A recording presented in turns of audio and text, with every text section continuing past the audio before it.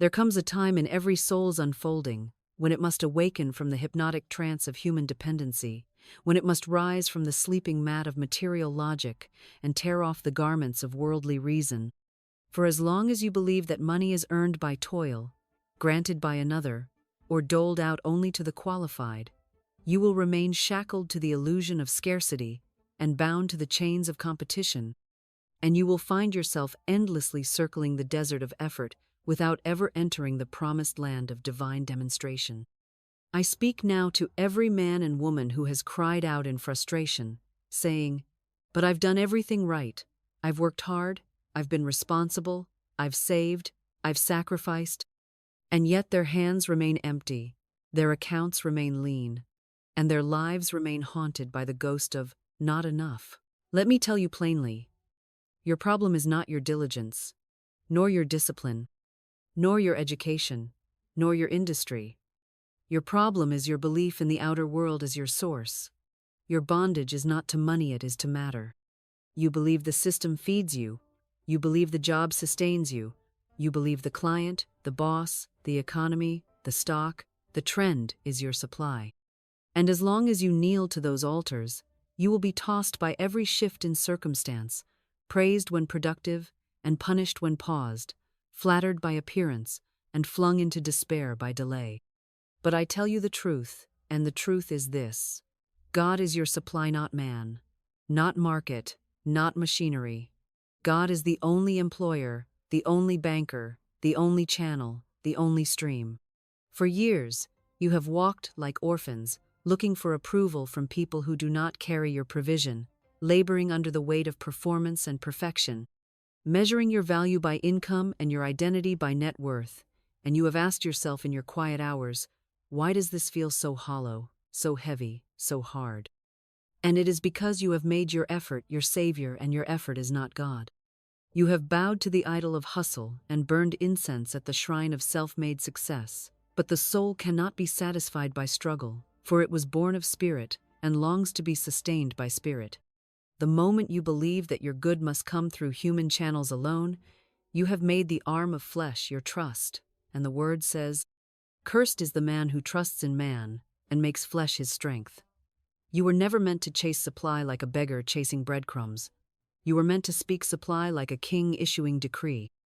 I ask you now, not gently but prophetically, what are you depending on? If your trust is in your boss, your brand, your product, your platform, your partner, your portfolio, then your foundation is sand and your hope is fragile. But if your trust is in divine law, if your confidence is in the eternal provision of a God who cannot lie, cannot fail, and cannot delay, then your wealth is inevitable, your increase is unstoppable, your promotion is unmissable, and your days of survival are over. So let the veil be torn, and let the dependency be dissolved. No longer shall you pray to people or plead with circumstances. No longer shall you beg for crumbs while the bakery of heaven waits behind your own lips. No longer shall you speak in tones of powerlessness when the word has given you dominion.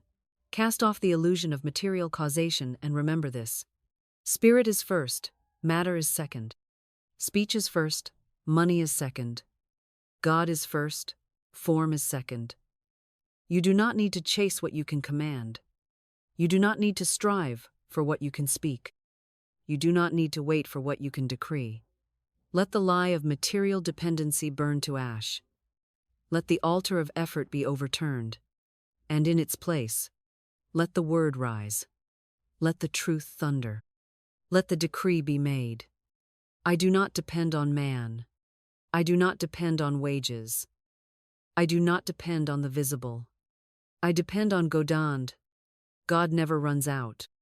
Before there was any currency, before there was coin or check or commerce, before there were vaults or banks or wire transfers, there was only one substance, one source, one originand. It was not gold, it was not silver, it was not talent, it was not trade, it was the Word. In the beginning was the Word, and the Word was with God, and the Word was God. This is not poetry, it is power. It is not metaphor, it is metaphysical law. It is the holy architecture of reality.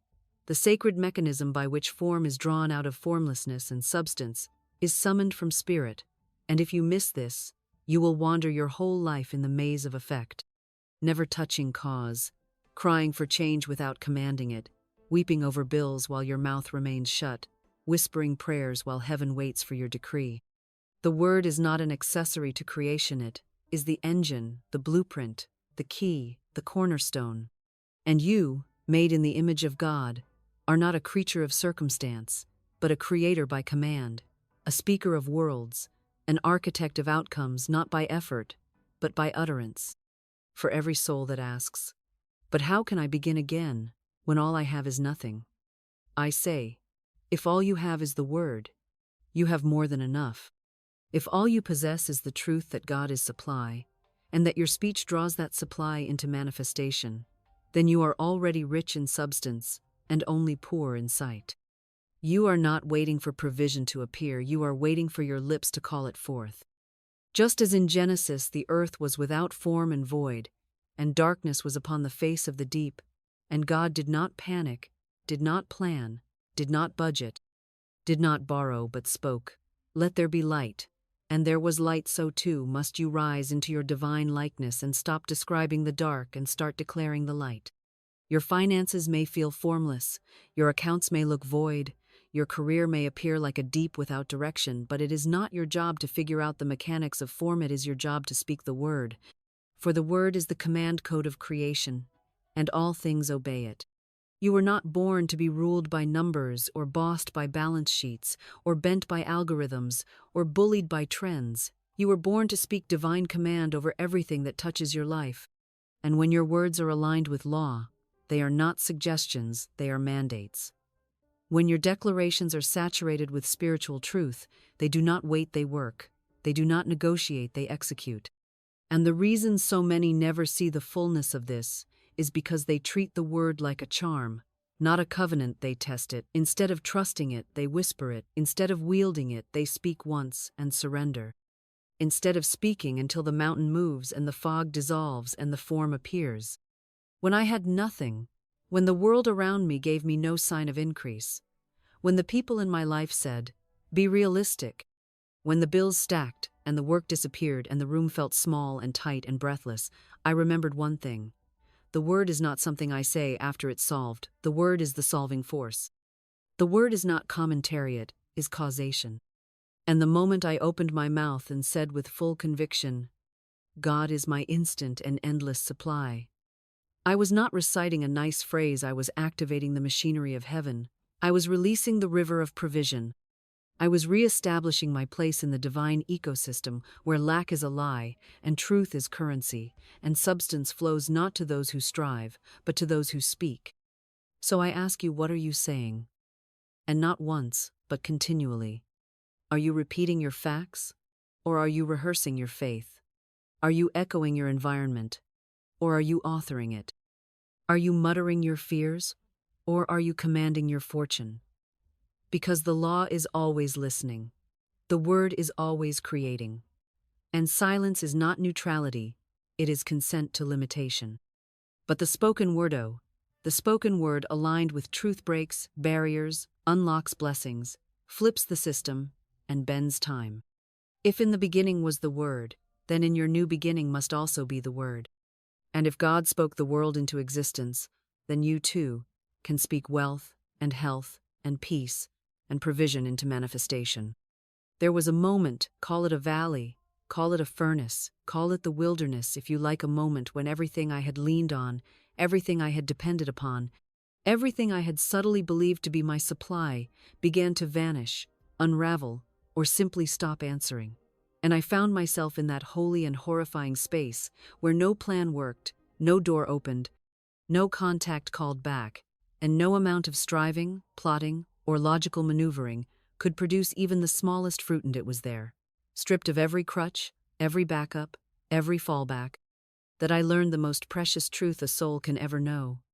When all else is gone, the word remains. And if the word remains, I have not lost. I have been refined, reset, and returned to the place of true power, For the illusion of support had to die so the reality of spiritual sufficiency could rise in me like a fire. I had no job, no income stream, no mentor, no savings, no direction. And even the people who once praised my potential disappeared when I needed more than applause. I needed alignment, and I cried out not as a victim, but as a soul confronting its threshold moment, a soul being asked by Spirit, will you now speak, or will you shrink? Will you now decree, or will you doubt? I remember the silence cenote just around me, but within me the silence that settles when the ego stops shouting and the soul starts listening, and in that sacred space I felt the stirring of a truth so deep, so unshakable, that it cut through despair like a blade, and I heard it not as an audible voice, but as a knowing, a thunder in my bones, and it said, you do not need anything but me. I am your source. I am your abundance. I am your unfailing supply. And you will not be lifted by logic. You will rise by word. And so, with trembling lips and fire in my heart, I began to speak not in desperation, not in performance, but in faith, and I said aloud, God is my instant and endless supply, and though my hands were empty, my voice was full, and though my bank account said zero, my spirit said overflow, and though the world around me whispered, impossible, I declared, it is already done, and I spoke not once, not twice, but continually, rhythmically, boldly, until my atmosphere began to bend, and my body began to stand taller, and my surroundings began to answer to the sound of dominion. For I was no longer the person who waited for provision, I was the person who called it forth. I did not get a text from a friend offering a solution. I did not stumble upon a sudden miracle job listing. I did not find money on the ground, or win a contest, or inherit a windfall. What I found, what I remembered, what I resurrected, was the power of the Word as the sole source of manifestation, the original blueprint of all abundance, the divine force that has never failed, never weakened, never changed, and never delayed when spoken with conviction, alignment, and trust. I saw, firsthand, that it is not outer condition that creates wealth, it is inner authority. It is not connection to people, it is connection to principle. And once I let go of trying to control the how and began to speak from the place of what is in spirit, rather than what appeared in matter, I crossed a threshold so irreversible, so irrevocable, that my life has never been the same since. To be reduced to nothing is not a punishment, it is a purification. To have everything stripped away is not the end, it is the entrance into holy clarity. And what you will find, when all your scaffolding falls, is that the true temple was never built by hands or held by banks, it was spoken into existence, and it still is. And the same power that framed the world now waits at the edge of your tongue, asking only this, will you speak it? Will you trust it? Will you become it? Because I did, and the word did not disappoint me. It delivered me, it crowned me, it funded me, it multiplied me. And the same word waits for you now, not tomorrow, not next year now. There is a sentencia, spiritual sentence, a sacred command, a living decree that when spoken with belief, with surrender, and with vibrational integrity, becomes not merely words arranged in hopeful sequence, but a key that unlocks the treasury of heaven, a rod that parts the sea of resistance, a flame that burns away the veil of lack and limitation, and summons from the invisible realms the visible fruits of divine supply. And I am here to tell you that the moment I began to speak this sentence anew as a ritual of wishful thinking, not as a gimmick, not as a last resort, but as law, as life, as the voice of God speaking through me, everything changed, everything aligned, everything came, not because I earned it or chased it or begged for it, but because I dared to declare it from the throne room of my spirit, where lack is not recognized and delay has no dominion and fear has no vocabulary. That sentence was this: God is my instant and endless supply. I speak abundance into form. And the first time I said it, I felt nothing but the echo of old programming, the dusty walls of human reasoning clinging to the corners of my faith, the voice of logic whispering, "What will that do?" And yet I kept saying it, not to convince God, not to perform for a miracle, but to reshape my field, to retrain my atmosphere, to overwrite the code of struggle with the rhythm of truth. And as I said it again and again and again, something ancient began to break, something unseen began to open, something long buried under years of survival speech began to rise, and I knew in my bones that I had touched the real treasury, not the one stored in vaults or guarded by banks, but the treasury of heaven, the spiritual economy that has no interest rate, no delay period, no scarcity clause-only law, only movement, only divine agreement with the word that returns not void. I did not chant it like a mantra, wielded it like a sword. I did not murmur it in fear, I roared it in faith. I said it in the morning before I looked at my balance, before I checked my notifications, before I remembered what was missing, because I knew that if I looked to the world before I looked to the word, I would kneel to illusion before I could rise in truth. I said it walking, I said it sitting, I said it while doing dishes, while waiting in line, while riding the bus, and I said it not as a desperate plea for some future provision, but as a present announcement that supply had already been issued, already been finished, already been provided in full, and that the only thing left to do was receive it in consciousness and watch it take shape and form, for I had finally stopped waiting for provision and started speaking from possession. And the results were not subtle. They were not shy. They were not small. Within days of declaring this sentence in rhythm, I noticed shifts that logic could not explain, and effort could not produce. The unexpected checks arrived. Doors opened that had been sealed shut. People who had forgotten me remembered with purpose, and the energy of movement, of flow, of divine orchestration began to surround me like a current, pulling into my orbit every resource, every opportunity, every confirmation that the word was working, not because I deserved it, but because I dared to declare it, and not once, but continually, until the vibration of "I have" replaced the vibration of "I hope," until the sound of wealth became more familiar than the silence of fear. You see, the sentence is not magic, it is law. It is not wishful thinking, it is a divine formula. It names God as source, which cancels idolatry. It names supply as present, which ends waiting. And it makes you the speaker of form, which reclaims dominion from delay. When you say, "God is my instant and endless supply," you are not asking for something to begin, you are announcing that something has already happened, that heaven has already issued your portion, and now the sound of your certainty becomes the magnet that draws it forth. And when you add, "I speak abundance into form," you are not just affirming abundance, you are commanding it to appear, calling it by name, pulling it from the invisible warehouse of spirit into the visible field of manifestation, where no man can block it and no delay can deny it. So I ask you now, will you say it? Not once, not timidly, not hypothetically, but boldly, rhythmically, as the word that reforms your world. God is my instant and endless supply. I speak abundance into form. Say it as if your future depends on it, because it does. Say it until lack has no room in your vocabulary, until the sound of dominion drowns out the residue of doubt, until heaven moves and earth follows. I had nothing but that sentence, and it was more than enough. Something shifts in the very atoms of your environment when you stop speaking as one who is asking and start speaking as one who is announcing.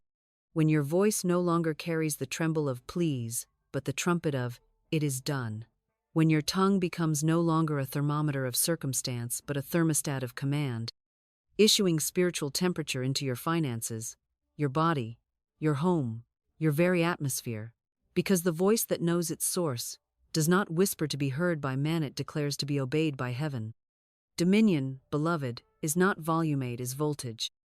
It is not noise, it is the frequency of spiritual authority wrapped in the tone of absolute certainty, the tone that parts seas, that stills storms, that calls Lazarus from the grave, that names the thing not yet seen as if it already is, and therefore makes it so.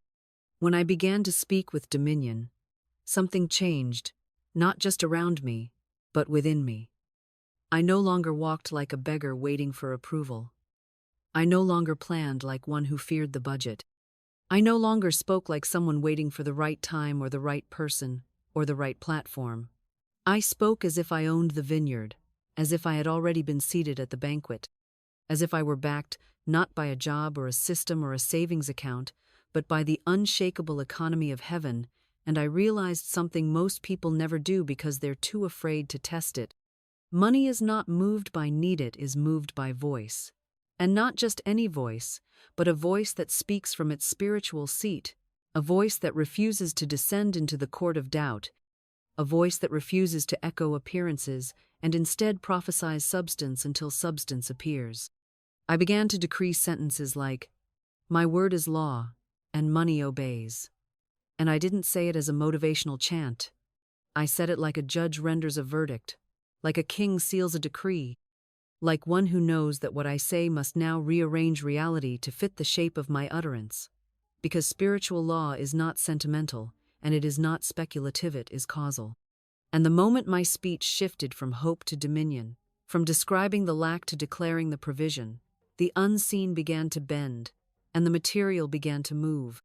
And the same people who once ignored me began offering, the same accounts that once dried up began overflowing, and the same doors that once slammed shut now swung open as if they had been waiting for my voice note, my effort, not my resume, not my justification, my voice.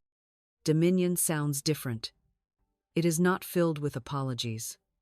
It is not filled with maybes. It is not polluted with passive requests for the universe to send signs or grant permission. Dominion does not negotiate. It does not rehearse the problem. It does not seek validation. It speaks as if heaven has already ruled in its favor, because heaven already has. And when I spoke with dominion, I noticed that my tone began to shape. Time delays collapsed, detours straightened, and the long waits that once mocked me now seemed foolish. Because what once took months took moments, what once felt impossible became immediate. And I knew that the only difference was that I no longer sounded like someone wondering if the law would work. I sounded like someone who knew the law could not fail. So I say to you, if your world is still answering slowly, if money is still moving timidly, if miracles seem hesitant, do not ask, "What's wrong with the universe?"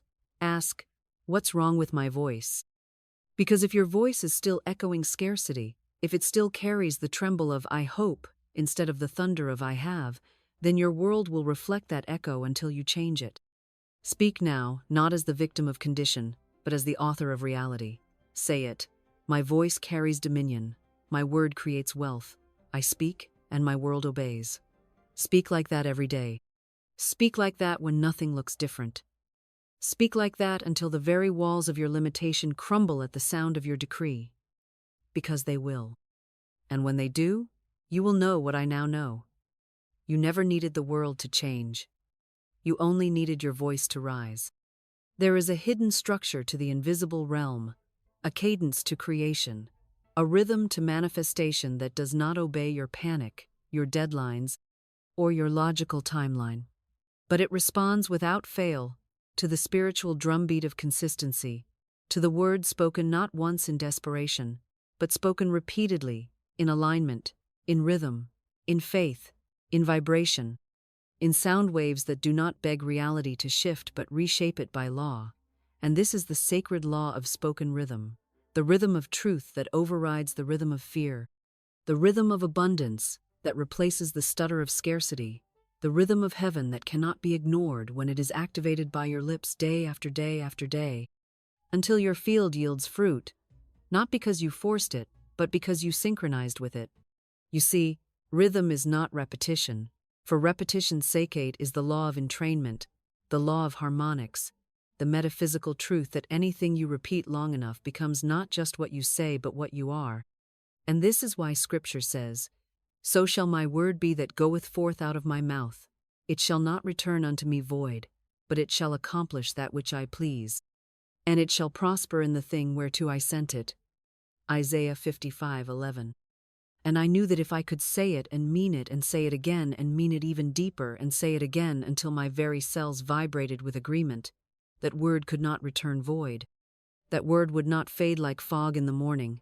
That word would accomplish, would create, would establish, would prosper, because I had sent it into the field of reality not as a question, not as a chant, not as a nervous experiment, but as a command written in the language of divine rhythm. So I picked a sentencia, divine sentencia sentence that encapsulated my wealth, my supply, my source, my identity, and I spoke it daily, in the same tone, with the same breath, with the same spiritual posture, not to convince God, but to align myself with the beat of heaven, to become the tuning fork that made my atmosphere ring with the vibration of answered prayer, of fulfilled law, of manifested supply. And though nothing looked different on the first day, though my bank account was still sparse, and my inbox still empty, and my opportunities still nowhere to be found, I did not change the sentence. I changed the inner sound. I stayed in rhythm, because I knew that if I said it again and again and again and again, not frantically, not fearfully, but faithfully, like a holy rhythm, like a financial drumbeat of the soul, like a sentence that could pierce the veil, then the unseen would not have the power to resist my decree, and the visible would have no choice but to submit to my rhythm. I did not add extra words. I did not modify it for mood. I did not tailor it to the temperature of my circumstances. I chose the word that matched the truth of spirit, and I walked it like a beat. I breathed it like a song. I spoke it like a spell of light. And over time that word became my frequency. That word became my confidence. That word became my command center. And my world began to reorder itself to match that vibration, because spiritual rhythm always wins over circumstantial chaos. Always, always, always. And I remember thinking, this is the rhythm of heaven. This is what angels obey. This is what lack fears. This is what money listens for. And if you say to me, but Florence, I've said it once, and nothing happened. I say to you, the word is not a coin you toss into the fountain of hoping it, is a river you must walk into, daily, constantly, confidently, until your entire life is soaked in its sound. Speak the word in rhythm. Speak the word in routine. Speak the word in cadence, not out of habit but out of harmony, not as superstition but as synchronization. Because when your tongue finally matches the rhythm of spiritual truth, your outer world will begin to dance to that beat. Money will move, doors will open, people will appear, and you will say, it came so fast. But it didn't come fast, it came rhythmically. It came the moment your frequency matched your decree. So find your sentence. Say it, breathe it, walk it, live it. For when the rhythm of your voice becomes the rhythm of divine substance, you will find that lack cannot keep up with you, and delay cannot find you, and you will become by law the voice that commands prosperity. There is a sacred reversal that must occur in the consciousness of one who desires true wealth, not the counterfeit wealth that rusts and rots, not the performance-based identity that confuses accumulation with abundance, not the anxious chase for currency that forgets that money was made to serve, not rule but the real wealth, the eternal supply, the divine overflow that cannot be earned because it already exists, and cannot be stolen because it is spoken into form by the one who understands that spiritual dominion was never about running toward money, but rather standing in the stillness of knowing that money, being substance, hears the call of its master and comes not by force, but by frequency, not by chase, but by command, not by need, but by name, and that name is the word declared in faith. I remember the moment I realized that everything I had once run after had been created to respond, not to my effort, but to my decree, and that chasing money was the surest way to drive it further away, not because God punishes ambition, but because spiritual law cannot be mocked and will never allow the outer world to replace the inner word as source, because the moment you chase is the moment you confess, I do not have. And the moment you confess lack of an unconsciously, the moment you spiritually authorize delay, scarcity, struggle, and repetition of the desert cycle. And yet, when you shift from the runner to the ruler, from the seeker to the speaker, from the one who worries to the one who declares, heaven's floodgates open in strange and marvelous ways that logic cannot plan and strategy cannot duplicate. There was a woman I knew, a quiet, sweet soul who had only $2 to her name and the kind of fear in her eyes that can only come from years of scarcity, pressed into her nervous system like a branding iron. And I did not tell her to budget. I did not tell her to hustle. I did not tell her to apply for more jobs, no. I told her to bless the $2, to speak over it, not like it was a final breath, but like it was the seed of a forest, the beginning of her overflow, the symbol of her faith. And I gave her the declaration: every dollar I send out returns to me multiplied, for I am connected to the divine treasury of endless supply. And she spoke it not once, not 10 times, but daily, rhythmically, faithfully. With the same reverence that a priest handles the arcand, within weeks, she received $6,000 from sources she could not have imagined. Refunds, forgotten accounts, favor from strangers, gifts from family that had never given before. But the money wasn't the miracle.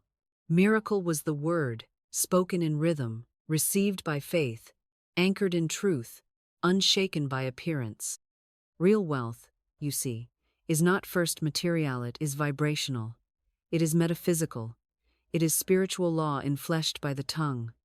And that is why the word says, "Let the weak say, I am strong. And I say unto you, let the broke say, I am wealthy." Because you are not called to repeat appearances, you are called to create realities. When you speak from authority, wealth obeys. When you chase, you confess separation.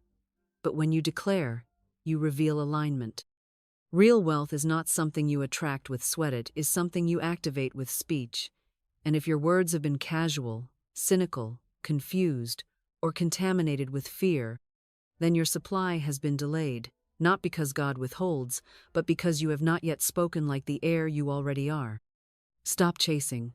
Start speaking. Stop waiting. Start declaring. Stop hoping. Start commanding. And when you do, when your tongue catches fire with the sound of truth, when your inner posture matches the certainty of the promise, when your declarations become louder than your doubt, you will find that money will begin to move toward you like iron to a magnet, like bees to nectar, like rivers to the Shannot, because you deserve it. Not because you chased it, but because you finally remembered that your word was wealth all along. If I could lift the veil that covers the treasury of spirit and reveal what truly separates the rich from the poor, the prosperous from the panicked, the supplied from the scraping, it would not be what most suppose. It would not be pedigree. It would not be timing. It would not be privilege or luck or connections or market position or even education, for these things may shift the outer shell of a man's circumstances, but they do not touch the root of wealth. They do not anchor the soul in abundance. They do not shape the inner substance from which all lasting increase flows, because true prosperity is a condition of speech, not savings. It is a function of language, not labor. It is born not in effort but in utterance, not in striving but in saying. And the millionaire mind is nothing more, and certainly nothing less, than a spoken mind, a tongue so trained in divine authority that it no longer reports on lack but replaces it, a voice so aligned with spiritual law that it no longer asks if, it simply declares what is, knowing that what is seen must bow to what is spoken, and that all material delay is only the echo of an unspoken truth waiting to be dared into form.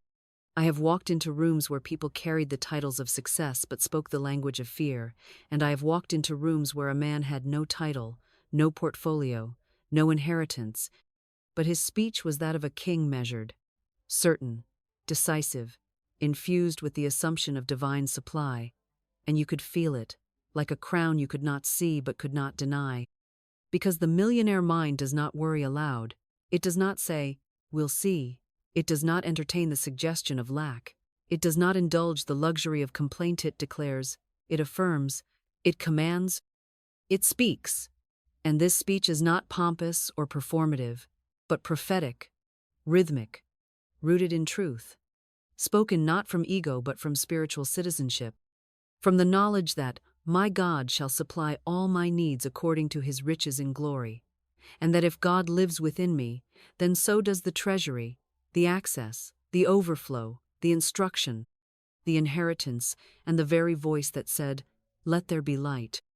You do not become a millionaire by wanting. You do not become wealthy by worrying. You do not multiply substance by fearing its absence. You do not magnetize money by lamenting its delay. You do not unlock the vaults of heaven by rehearsing what went wrong, who disappointed you, what's missing from your resume, what others had that you didn't. You become wealthy soul wealthy, reality wealthy, realm shifting, no going back wealthy when your mind stops asking and starts affirming. When your tongue stops narrating circumstance and starts creating condition. When your mouth becomes the meeting place between promise and performance. When your word stops echoing the shadows and begins casting light. So I say to you, if you wish to walk as one who is never broke again, do not study the millionaires speak like them. Do not mimic their habits, mimic their tone. Do not follow their footsteps, match their faith. The millionaire mind is never timid in tone. It is never bashful in claim. It does not whisper it's good, it declares it aloud, again and again and again, until the air itself shifts, until matter obeys, until angels align, until the world reshapes itself around the sound of certainty. Every wealthy person I have ever known became so because they first spoke differently. They answered the phone differently. They entered a room differently. They blessed money before it arrived, and they thanked God before the check was written. They treated every dollar as if it had ears, every opportunity as if it had been called into place by their voice, and every delay as a test to see if their word could hold steady under pressure. Train your mind to speak riches. Train your lips to declare wealth. Train your energy to hold the vibration of having. And then, without needing to force or impress or strive, you will discover that the world bends to the one who speaks with dominion, and that money, like a soldier hearing its commander's voice, must move when the millionaire mind commands it.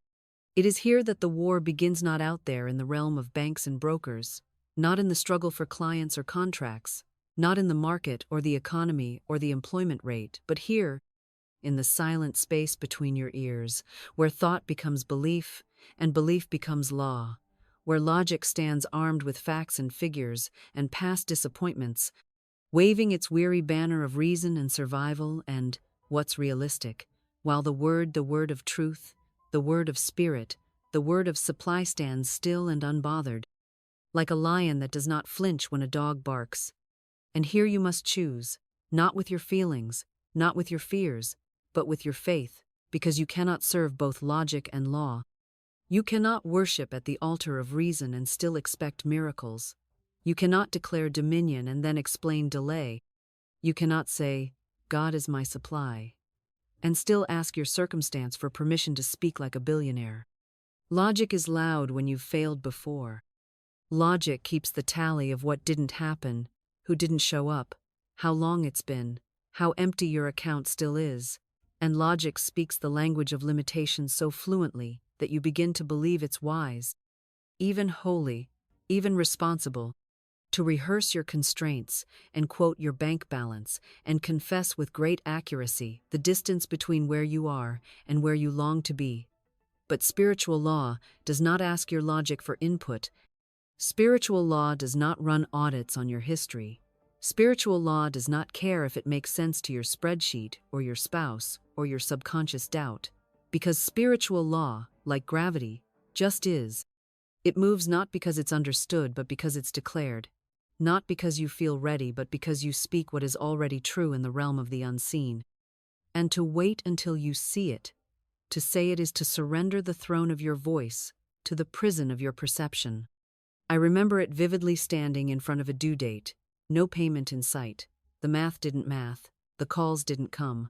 The balance didn't budge, and logic said, prepare to explain, prepare to borrow, prepare for failure.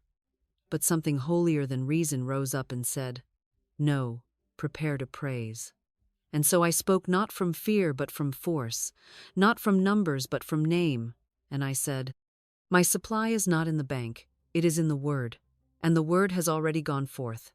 And the money I need is on its way to me now, and I said it not once, but again and again until the fear had no room to echo. And logic screamed, you're a fool. But the law whispered, You're free. And by morning the money had arrived not from the source I expected, but from the spirit I trusted. You must decide. Will you make logic your lord, or will you let the law lead you into overflow? Will you shrink your voice to fit your visible facts, or will you stretch your soul to echo the voice of the Word who made the world out of nothing but sound? If you are ruled by logic, you will always hesitate, you will always question, you will always doubt, you will always settle, but if you are ruled by the law, you will speak, you will expect, you will stand, and you will receive. Remember, the Red Sea did not part for planners, it parted for a man who dared to lift his rod and speak. The walls of Jericho did not fall to strategists, they fell to a shout. The woman with the issue of blood was not healed by budgeting, she was healed by faith that spoke, "If I may but touch." So do not ask, "How?" anymore.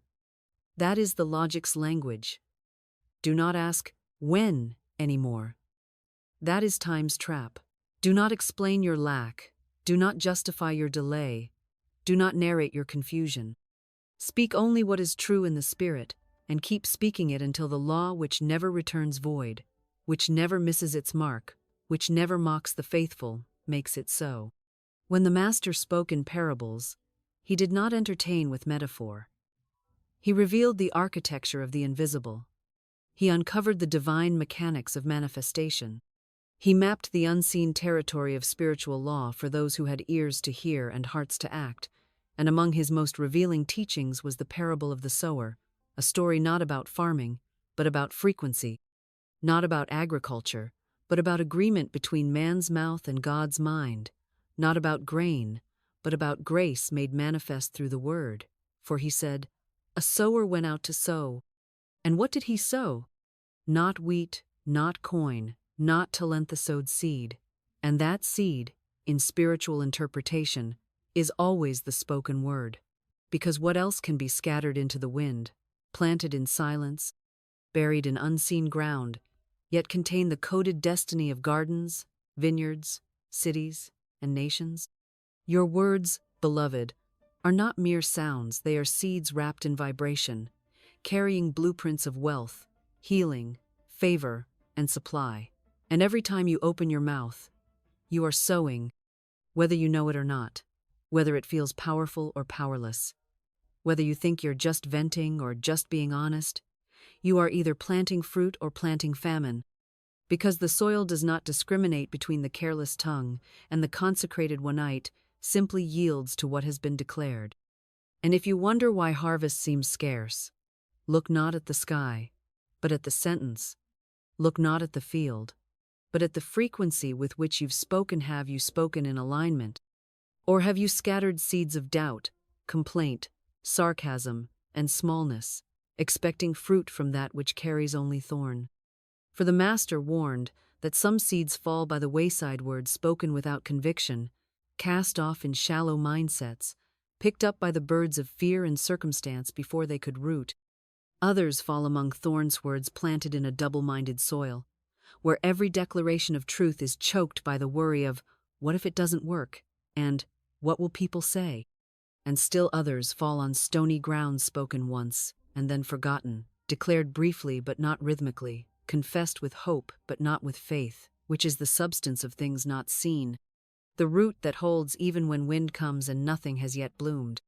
But then there is the good ground, the fertile field of the disciplined soul, the mind that has been purged of mockery and trained to speak truth without compromise, the mouth that does not beg or borrow or hesitate, but speaks the word as law, rhythmically, reverently, relentlessly, without retreat, without dilution, without fear of delay.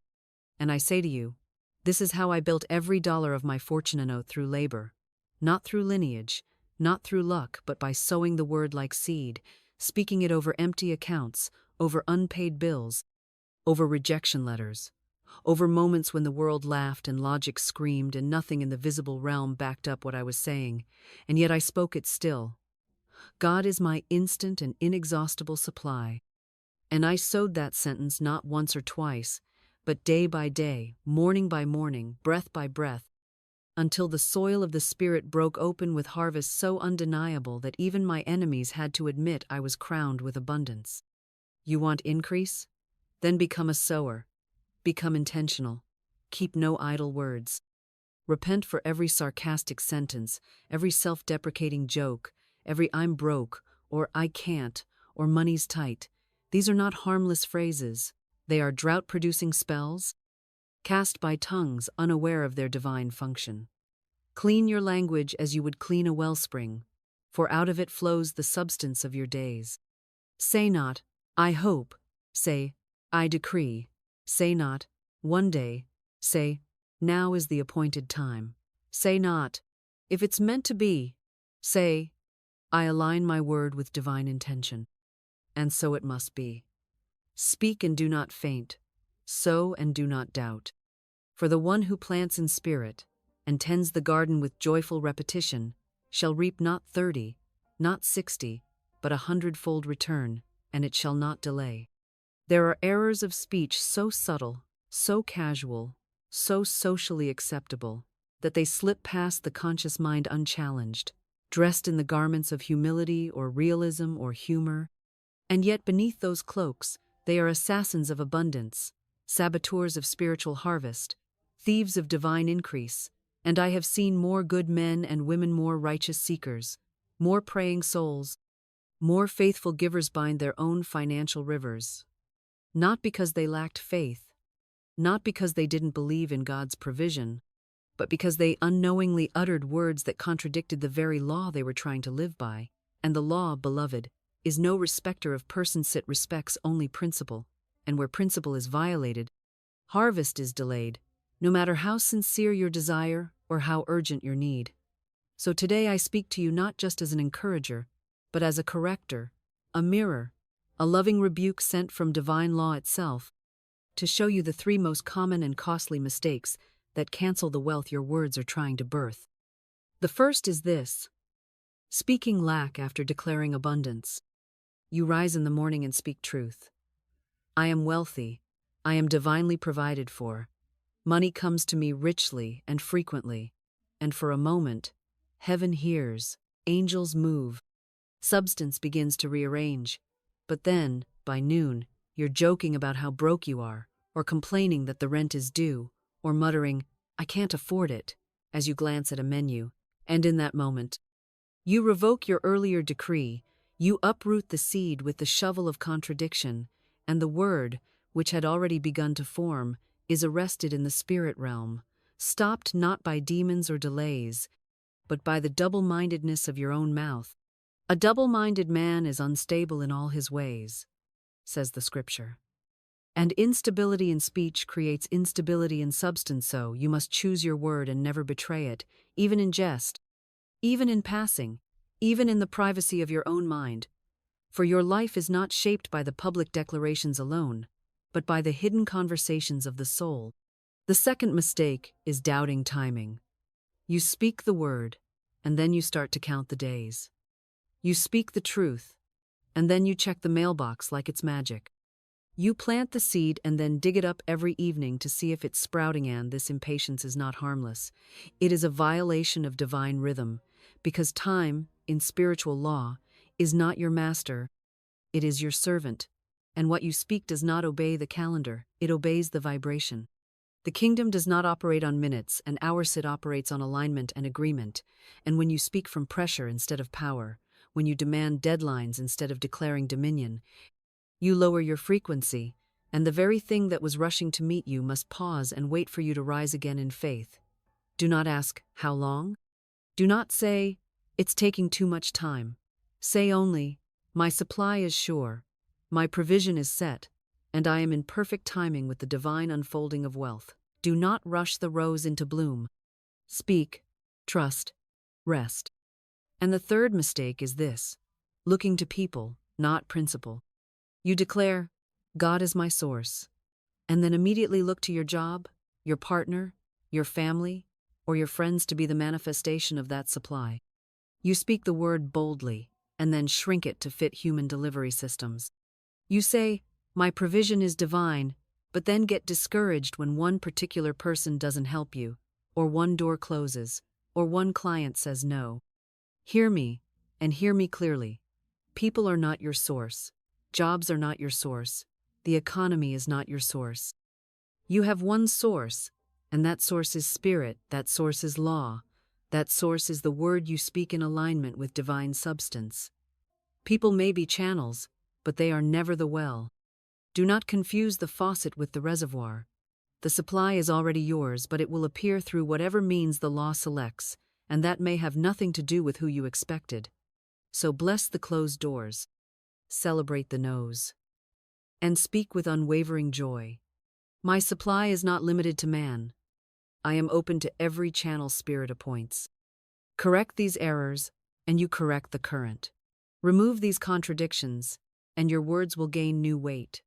Speak with continuity, declare without delay. Trust the invisible process as if it were already complete. For the law cannot fail, but your tongue must align without apology, without interruption, and without excuse.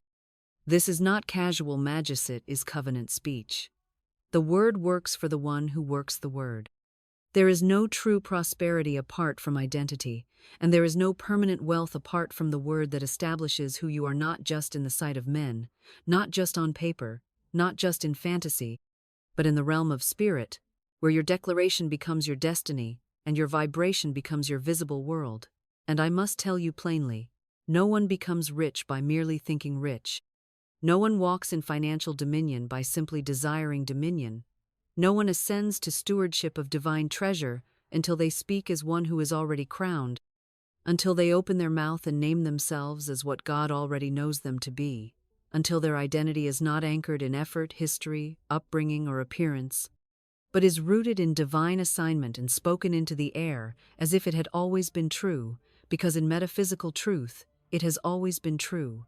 You have always been a channel of unlimited substance, always a child of divine wealth, always a vessel fit for gold and glory.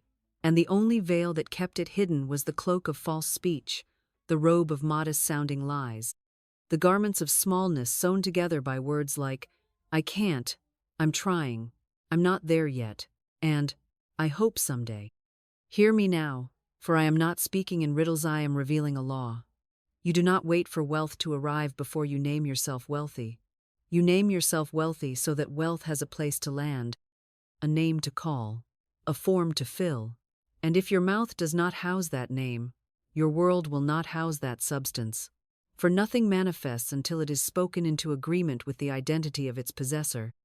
And money, being spiritual substance, does not simply obey motion or merit, it obeys identity. And that identity is always confirmed by speech, because the kingdom of heaven knows no silent heirs, no mute sons, no shy daughters. It only recognizes those who speak in rhythm with their inheritance, who dare to say what God has said, who dare to declare, I am the lender and not the borrower. I am the blessed and not the burdened. I am the one chosen to walk in visible abundance. And I tell you with full authority, until you speak it, it will not stay. Until you name yourself as the rightful steward, the treasure will treat you like a stranger. Until you declare it without hesitation, heaven cannot release what you yourself have denied. This is why the scripture does not say, think you are strong, but let the weak say, I am strong. And in the same rhythm, let the broke say, I am rich. Let the anxious say, I am secure. Let the unsure say, I walk in divine clarity, not as lies but as laws being activated, not as fantasy but as faith made audible, not as delusion but as design. And you, dear listener, must now choose. Will you continue to speak as a servant of circumstance, repeating the evidence of your bank balance, the facts of your upbringing, the noise of economic news, or will you rise and speak as one already enthroned, already endowed, already commissioned to carry gold and govern supply and steward overflow? Not by effort, but by identity. Not by pressure, but by position. I say to you, the moment you declare, I am a wealthy woman, I am a rich man, I am the storehouse of spiritual substance made visible, you set a vibrational landmark in the realm of the unseen. You light up the divine grid. You become magnetized to the appointments, alignments, invitations, and instructions that belong to that name. And everything that does not match that name begins to fall away, not because you forced it, but because you finally aligned with the word that was always waiting for your voice. And so I give you this today, not as advice but as spiritual assignment. From this day forward, never let your mouth identify with lack. Never say again that you are struggling. Never agree with any label smaller than the kingdom. And if others mock it, let them mock. Your speech is not for their comfort. Your declarations are not for their approval. Your mouth is a royal instrument, and your wealth is the echo of the words you dare to say, daily, rhythmically, and without retreat. So speak now. I am wealthy. I am divinely resourced. I am appointed for visible overflow. My words are golden keys, and I use them to unlock every gate that once stood closed. Say it again. Say it without shrinking. Say it until the atmosphere bends. Say it until money recognizes your voice.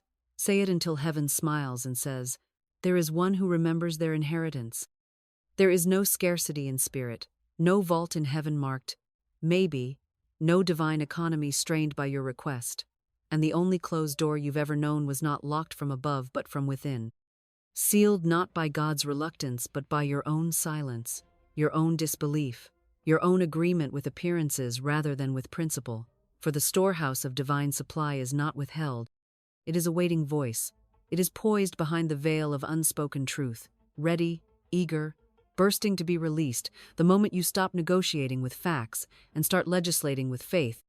And I say this not as poetic encouragement, but as metaphysical law. The supply is finished, full, waiting, and your word is the key, not your resume, not your plan, not your hustle or your charm or your credit score or your past your word, the one you have not yet dared to speak because you were too reverent to be radical, too wounded to be bold, too addicted to waiting to risk the thrill of command. Let me say it plain and loud and long. There is no lock on the divine storehouse, no password but praise, no entry code but spoken alignment, no limitation but the one placed by unbelief. And every time you say, "I don't see how," you turn the handle the wrong direction. Every time you say, "It hasn't happened yet," you push against the opening. And every time you say, "I'm just being realistic," you walk away from the treasury that was already open, already assigned, already dripping with gold, waiting only for the voice of the rightful heir to rise and say, "Now, here, I call it mine." Do you know what heaven waits for? It does not wait for your humility dressed in fear. It does not wait for your perfect circumstances. It waits for your lawful speech, your declaration of divine right, your refusal to entertain limitation one moment longer, your holy stubbornness to speak in the language of the King, even while standing in the valley of shadows, even while your account says 6.19, even while you are still in the same apartment, in the same job, in the same, not yet, because the storehouse does not move when your life changes. Your life changes when the storehouse is spoken into. Say it with me. There is no lock on my good. I do not beg for what is already mine. I do not hope, I declare. I do not peek, I open wide. I do not delay, I decree. And what shall happen then? The thing you spoke must take form. The wealth you declared must find a channel. The money you dared to command must obey the tone of your voice if your voice is aligned with the voice of truth. And truth always says, "I have come that you might have life, and have it more abundantly." Not small, not struggling, not circumstantial, but abundant, overflowing, pressed down, shaken together, and running over, not someday, but now, not hypothetically, but formally, as if you were filing a legal claim in the courts of spirit, with the authority of one who knows their name is on the deed, and whose only task is to show up and speak. So I ask you now, not to analyze, but to awaken. What have you been locking with your silence? What wealth has been waiting behind the words you refuse to say? What storehouse has been labeled delayed, not by divine decision, but by your tongue's agreement with what your eyes saw instead of what your spirit knew? The vault was never locked. The vault was waiting. And the voice that unlocks it is not mystical, not elite, not reserved for prophets or preachers or perfect people. It is yours, if you will speak as one whose name is already written on the gold. Speak then. I now claim the full release of all divine substance with my name on it. I declare every good and perfect gift arrives now. The vault is open. The flow is mine. My word is the master key. Say it with rhythm. Say it with breath. Say it until you believe it, and when you believe it, say it until the world adjusts itself to match the truth you finally dared to let fall from your lips like thunder disguised as silk. There comes a moment in every soul's journey, perhaps once, perhaps many times, when the outer world begins to roar with such ferocity, with such force, with such a violent appearance of lack, of loss, of fear, that even the most anchored seeker may feel themselves trembling at the edge of reason, grasping for answers in the fog, wondering if the word is still enough, wondering if the promises still hold when the bills tower like giants, when the phone rings with urgency, when the cupboards echo with emptiness, and the clock ticks louder than peace. And in that moment, the crisis demands not a strategy, not a savior, not a spreadsheet or a plan, but a sentence, a bold declaration forged in fire, a truth spoken not from comfort but from covenant. And I say to you now, with the full authority of spiritual law, how you speak in crisis determines whether you walk in miracle or delay. For crisis is not the ennemite, is the crucible. It is where the word must rise, where the voice must be enthroned above appearances, where the soul must make a decision. Will I bow to the noise, or will I speak to the storm? Remember this. When Jesus stood on the boat, and the winds howled and the waves raged and the disciples trembled in panic, he did not consult the waves. He did not cry to the heavens. He spoke, "Peace, be still," and creation obeyed. For he knew the storm responds not to fear, but to command. So must you. You who sit in the heat of an unpaid invoice, in the silence of an uncertain diagnosis, in the terror of an empty account or a foreclosure notice or a frozen bank line or a broken contract, you are not abandoned. You are being summoned. For the crisis reveals what you believe about the word. It strips away performance and pretense, and reveals your covenant with truth. And in that moment, when fear screeches its sirens and panic plays its drum, you must speak not with quiver, not with guesswork, not with apology, but with dominion. And this is what you say. I am not moved by appearances. I am not shaken by delays. I am not ruled by numbers. I am the vessel of divine supply, and every need is now met in perfect ways, under grace. I speak peace to the storm and provision to the lack. I decree now money comes, doors open, debts dissolve, overflow arrives. And you do not say it once. You do not say it to feel better. You say it because it is. You say it until your heart aligns, until your tone steadies, until your breath deepens, until your environment shifts to obey your utterance.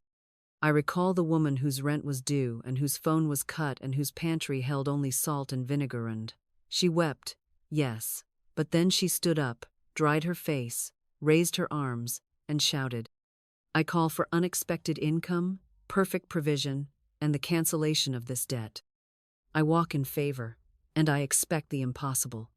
And that very afternoon, an old coworker who had owed her money for years called to repay a forgotten loan, with interest. The rent was paid. The food arrived. The phone was restored. And she said to me, I didn't believe because I saw. I saw because I believed. So do not wait for the storm to subside before you speak. Do not consult the temperature of the world before you release your fire. Your crisis is not your punishment. It is your pulpit. Your voice is not optional, it is the key. And the word does not wither in hard times, it thrives. Speak now, in your own storm. Peace, be still. Provision, come forth. I am the voice that commands wealth, and this appearance is now reversed. Say it again, louder, firmer, with holy defiance and sacred boldness. For crisis will always try to close your mouth. And the moment you go silent, fear takes the throne. But if you will speak, if you will dare to stand in the rubble of delay and declare divine riches, if you will speak in the famine and call for feast, if you will shout, overflow, when all you see is empty, then heaven rushes to your side, angels move into position, and the law which never sleeps, which never forgets, which never fails, begins to bend the very fabric of time and matter to obey the decree you dared to issue. You must learn, my dear, how to speak in crisis. For when you do, you will find that what the world calls disaster, the soul calls promotion, and what you once feared, you now rule not by effort, but by word. 12 days, not 12 years, not 12 lifetimes of striving, 12 days, that is all. 12 revolutions of sunrise and sunset, 12 sacred mornings and 12 sealed evenings where your tongue becomes your temple, your speech becomes your sanctuary, and your declarations become the altar upon which every shadow of poverty, fear, and limitation is laid bare and dissolved by the holy fire of spoken truth. I tell you, 12 days is not a waiting period, it is a divine rhythm, a metaphysical covenant, a window of consecration in which the vibration of your word rewrites the architecture of your world. Do not let its simplicity fool you. Do not let the ego mock the number. For even in Scripture, God formed completeness in 7, governed government in 12, and birthed revolutions with a single sentence. You do not need years. You need alignment. You need a sentence. And you need to speak it with fire. For the word, when spoken with rhythm, becomes a hammer against doubt, a light against delay, and a sword that cuts through every visible chain masquerading as your reality.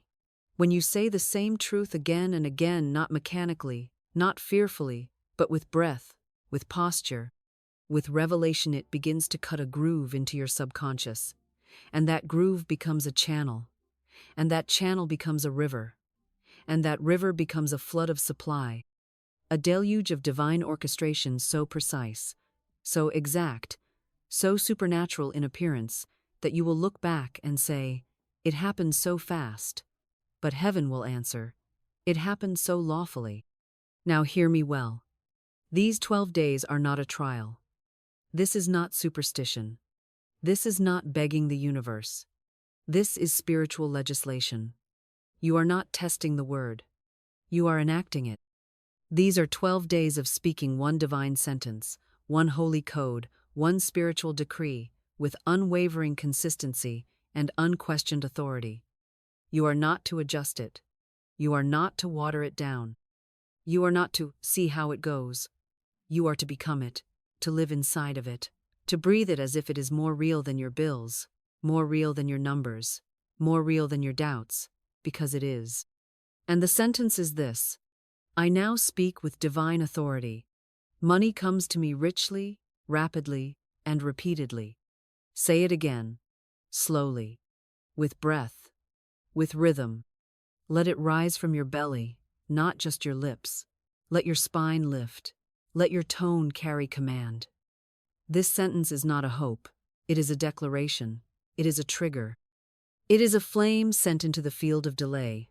And I promise you, if you speak it for 12 days, morning, noon, and night, without apology, without compromise, without letting the ego interrupt you with reason, you will not recognize your financial reality on the 13th. On day 1, you may still feel small. Say it anyway. On day 2, you may feel like nothing is changing. Say it anyway.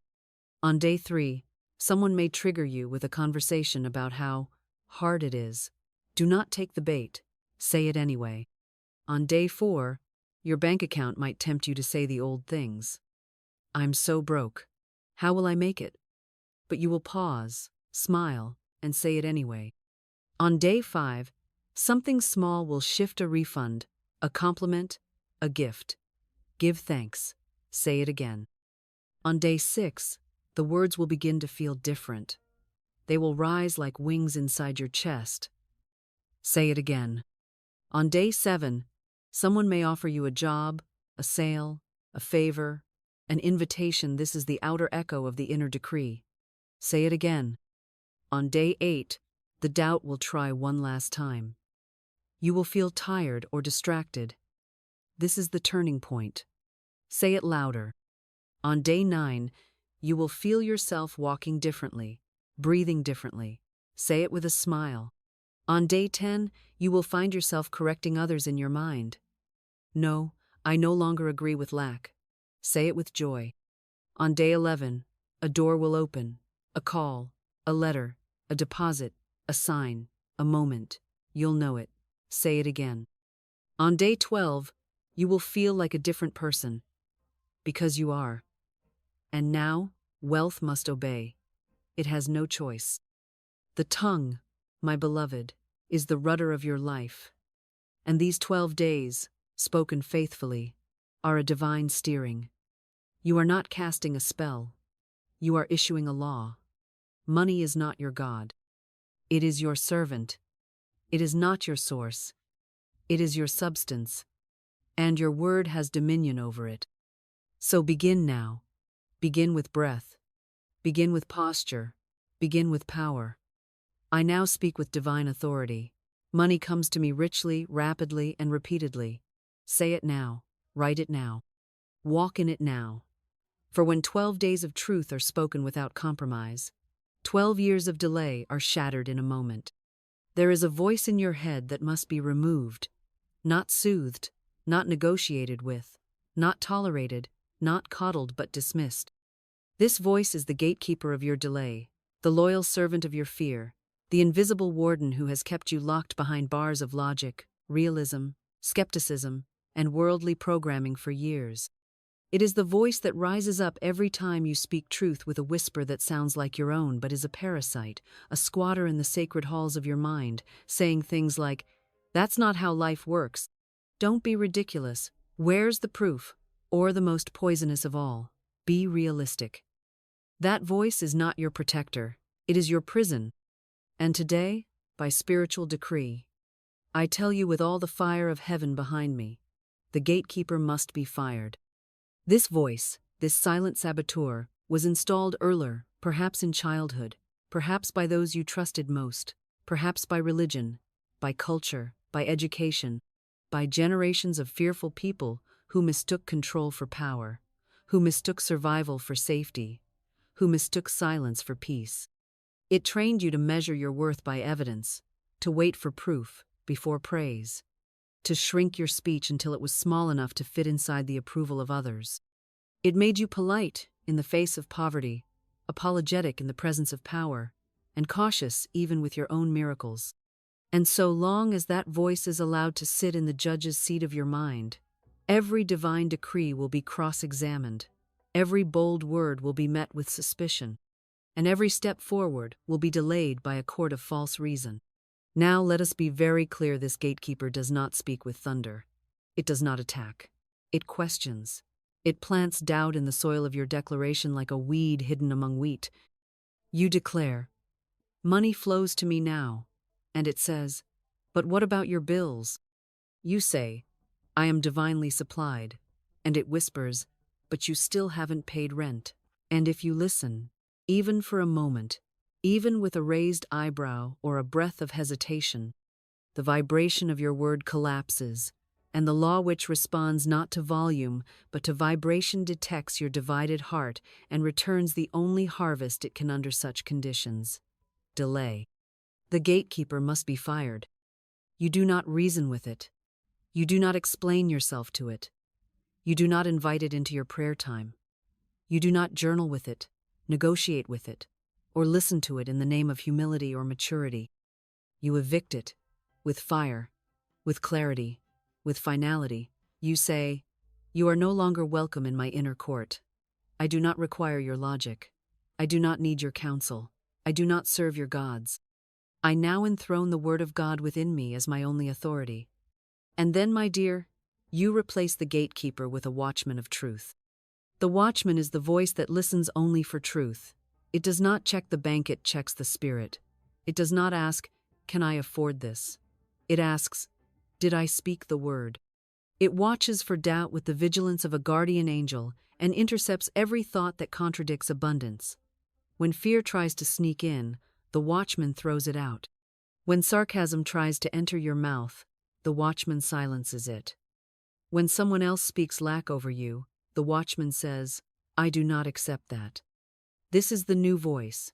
This is the new guard. And you install it by decree. Say this with me now, with full dominion. I now fire the voice of fear, logic, and delay.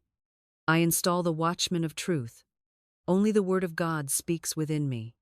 Only divine law governs my mind. I am no longer double-minded. I am no longer polite to poverty. I am no longer apologetic in abundance.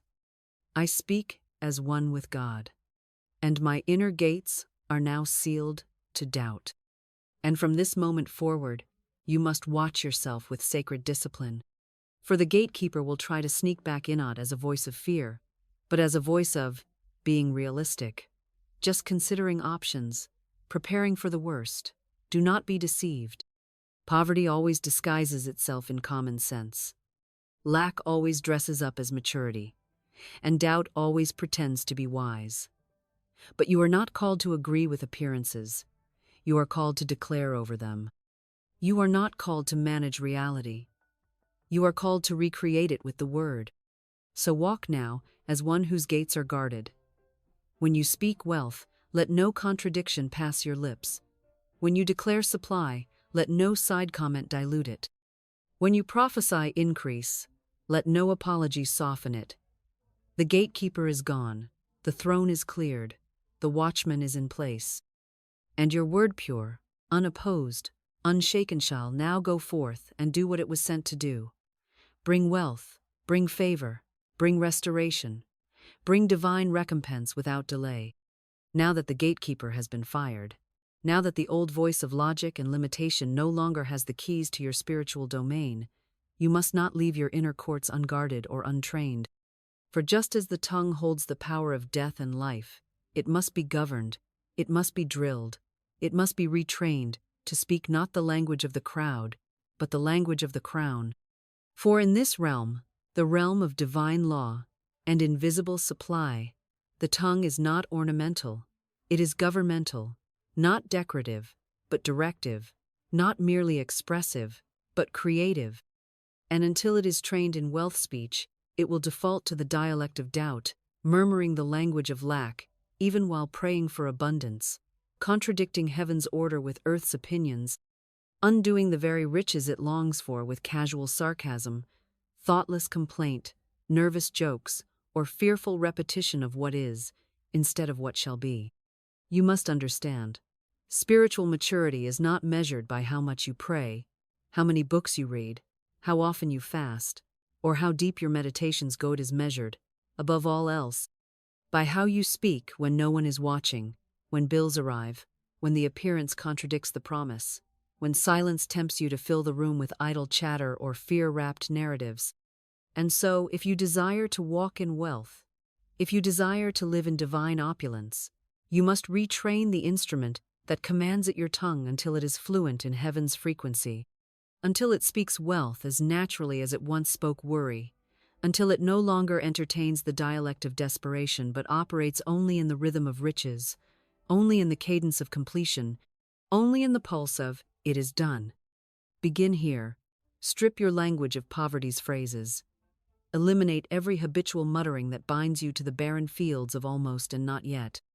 Never again say, "I can't afford it," for that is a hex, not a fact, and the law does not judge your intention, only your vibration. Replace it with, "Divine supply meets this with ease." Never again say, "That's too expensive," for what you declare as beyond reach becomes forbidden by law. Say instead, "That is within my spiritual jurisdiction." Never again say, "I'm always broke," or "Nothing ever works for me," or "Money doesn't grow on trees. Do you not know that you are the tree planted by rivers of living water, and whatsoever you speak shall prosper?" And what of humor? What of those who make light of their lack, who joke about poverty, who mask their wounds with sarcastic wit and cynical memes and declarations disguised as self-deprecation? My word to you is this: heaven does not laugh at broken covenants, nor does divine law distinguish between a joke and a judgment. If you say it, you sow it. If you sow it, you reap it. If you reap it, you live it. So speak no jest that invites delay. Make no punchline that partners with lack, and let not your laughter be the soil in which scarcity roots itself once again. Instead, train your tongue through rhythm. Set aside 3 times a day, not just once, not only when inspired, but with the consistency of a priesthood. Speak aloud words that match the treasury of heaven. In the morning, before the news, before the email, before you check the account or look for signs, declare boldly, "Today, divine money moves toward me in visible and invisible ways. I walk in provision. I speak with authority. I receive without delay." At midday, when distractions creep in, when doubts return, when fear shows its familiar face, say again, "I cast down every lie of lack." My voice is heard in the corridors of spirit. Angels of abundance are assigned to my affairs.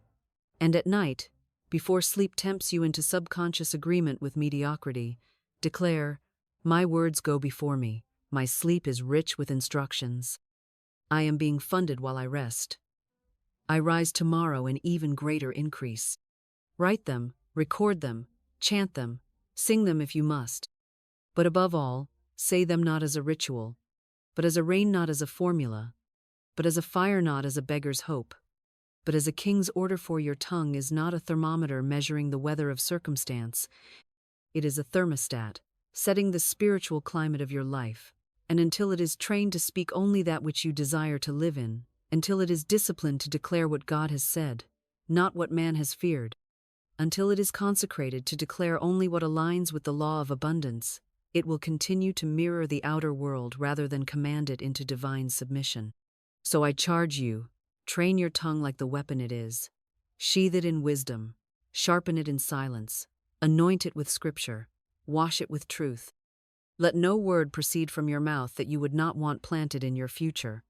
For your speech is your seed, your decree is your domain, and your tongue is the wand that moves gold and glory into form. It is not enough to speak occasionally.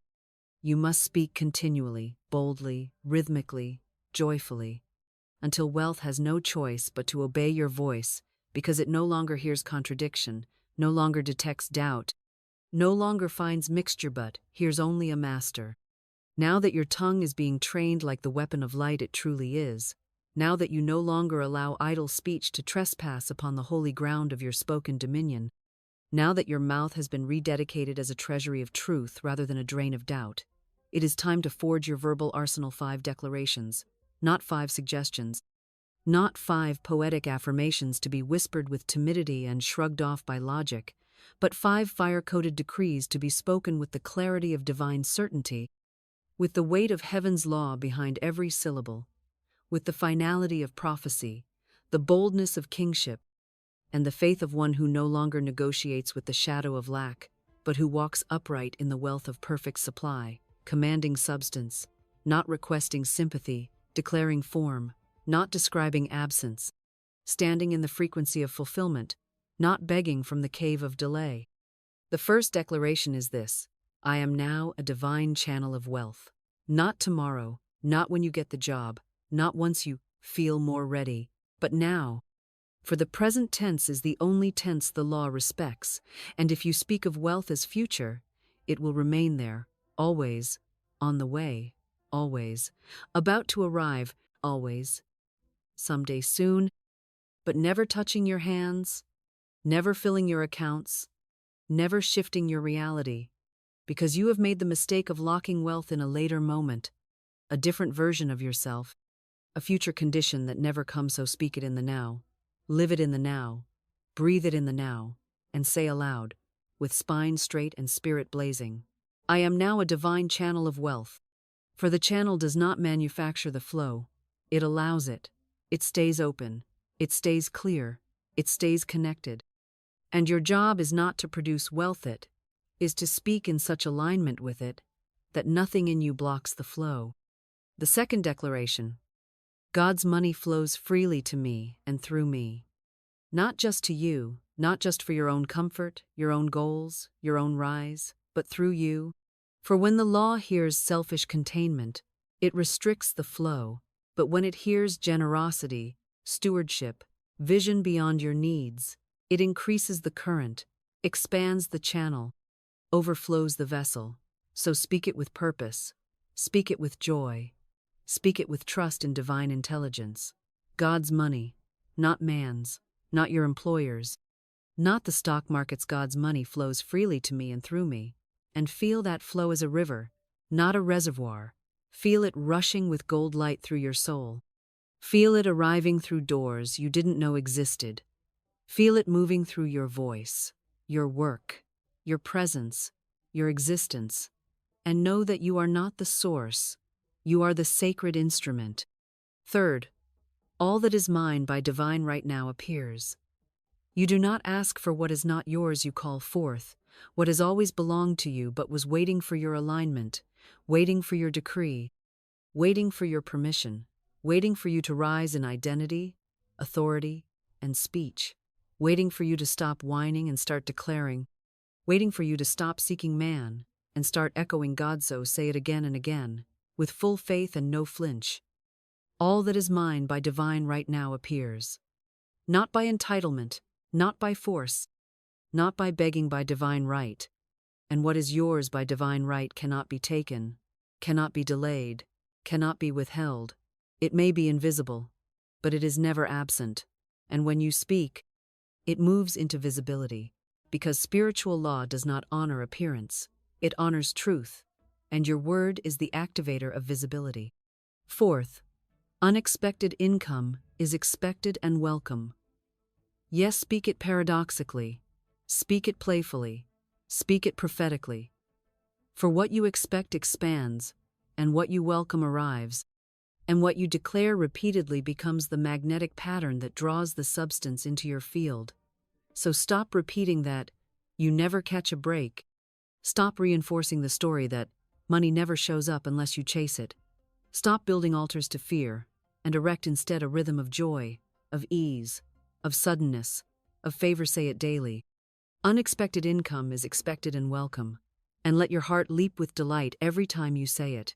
For wealth loves joy, money is a servant of celebration, and the one who smiles while speaking increases the voltage of the word. And finally, the fifth declaration, the crown of the fivefold spoken scepter. I give thanks for riches that pour in from unseen places.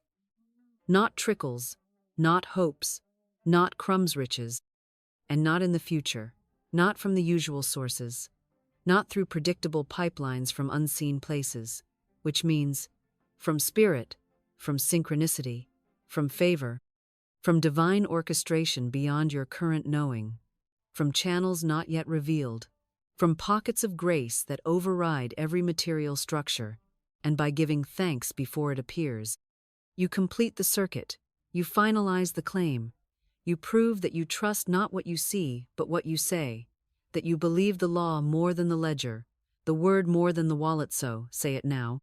Say it daily. Say it in the middle of lack. Say it when nothing moves.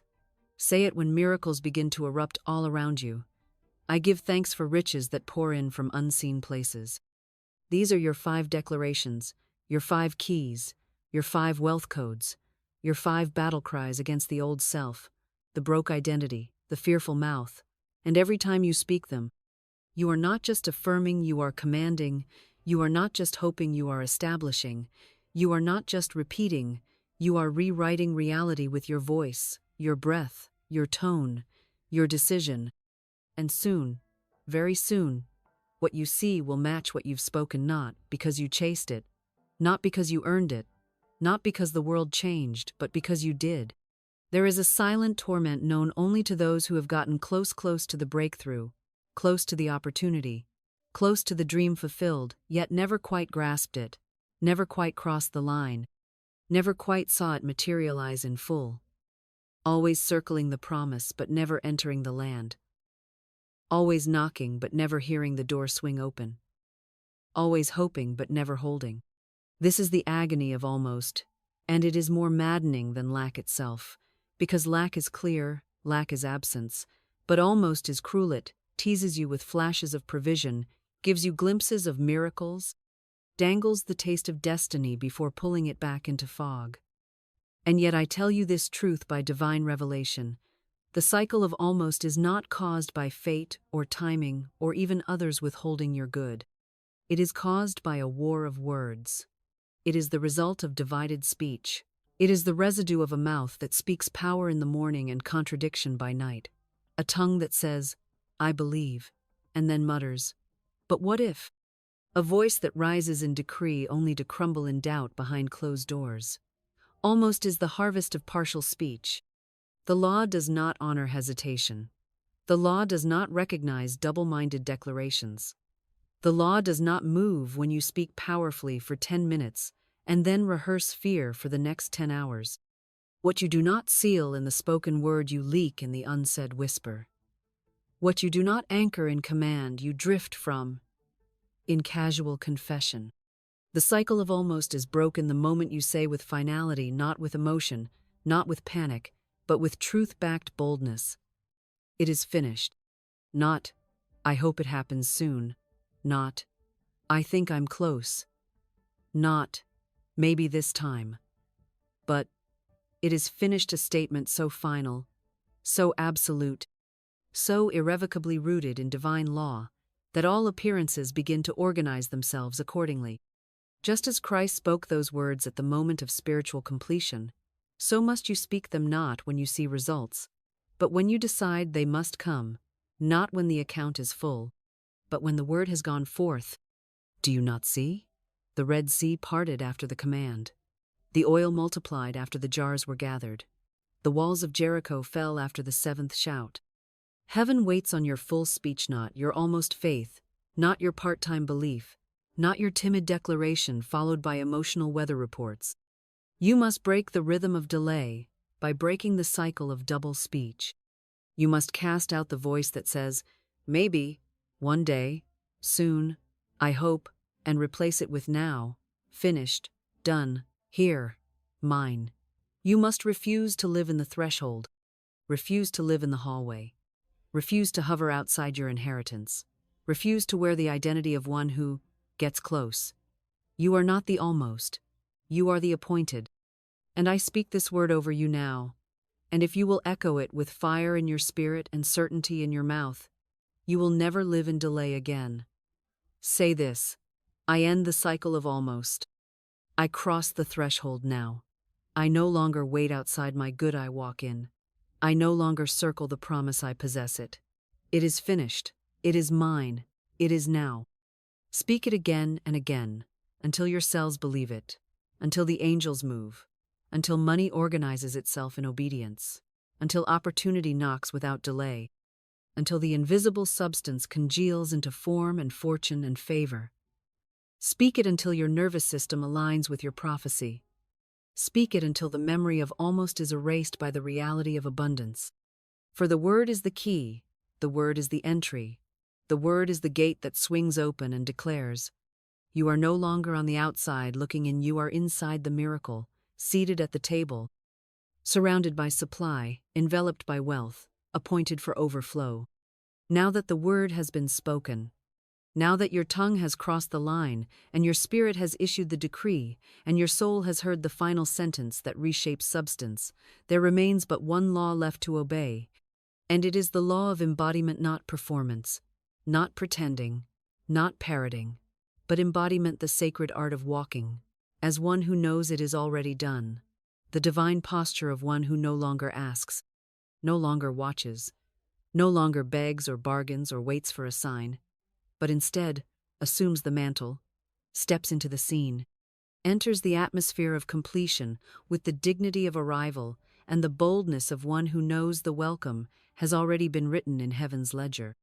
For this is what I did at 24, when all I had was a word. I walked, as though the million were already mine, not by spending foolishly or flaunting what was not yet in form, but by agreeing with the reality that already existed in the realm of truth, by dressing myself in the vibration of completion, by inhabiting the inner speech of one who possesses, not one who hopes, by carrying myself with the clarity of kingship and the elegance of spiritual certainty and the quiet, royal knowing that wealth is not a someday mirage, but a now manifest destiny governed by law.